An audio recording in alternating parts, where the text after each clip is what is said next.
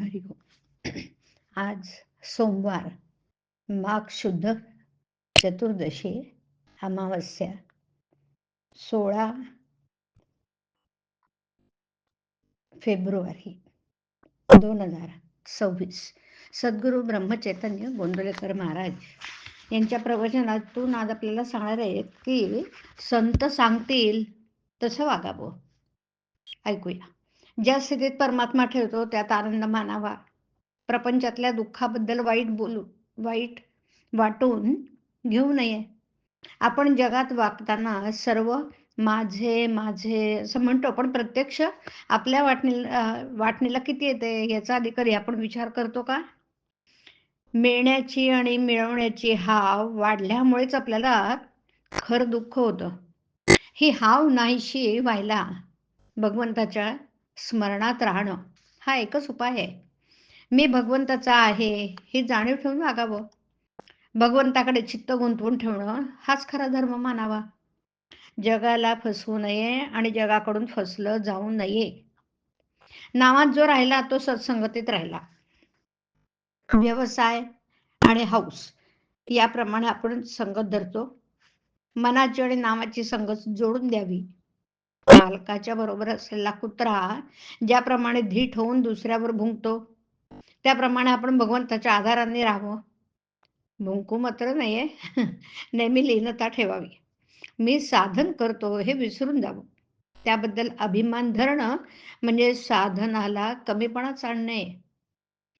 आपल्या कामात लक्ष ठेवून सर्वांशी प्रेमाने वागावं.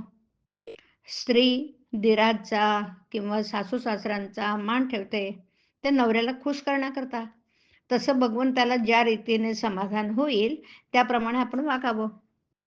डॉक्टरला जर आपण त्या काळ्या बाटलीतलं औषध मला का देत नाही असं म्हटलं तर तो ज्याप्रमाणे तुला तो रोग नाही असं उत्तर देतो त्याप्रमाणे संत ज्याची त्याची वृत्ती ओळखून मार्ग सांगत असतात. आणि याकरता संतांची संगत धरून ते सांगतील तसं वागावं. ते वागतात तसं नाही वागू. आपल्या पतंगाची दोरी आपण संतांच्या हातात द्यावी आणि खुशाल निश्चिंत राहावं. आपण गुरुने सांगितलेलं साधन करीत जावं.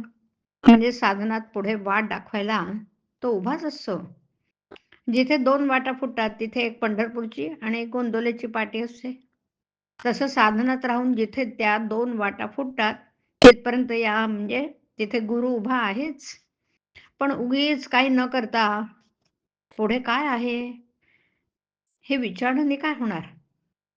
संतांनाच वेदांचा खरा अर्थ कळला. त्यांचे केवढे उपकार सांगावेत की त्यांनी तो अर्थ आपल्याला सांगितला. म्हणून आपण वेद वाचण्याचं कारण नाही. आपण फक्त संत आपल्याला सांगतील त्याप्रमाणे वागावं. त्यात आपलंच घुसडू नये. आपलं काम खात्रीने झालंच पाहिजे. पाणी गोठून बर्फ बनतं. बर्फाच्या आत बाहेर जसं पाणीच असतं तसं जो आत बाहेर भगवंताच्या प्रेमाने ओथंबलेला असतो त्याला संत म्हणतात. आणि असे संत फक्त नामस्मरणाने जोडता येतात. सद्गुरूच्या आज्ञेचे पालन करता करता साधकाला नामाची गोडी लागते आणि नाम पोटभर घेतल्याने त्याचा आत्मा तृप्त होतो. हरिओम. हरिओम. हरिओम.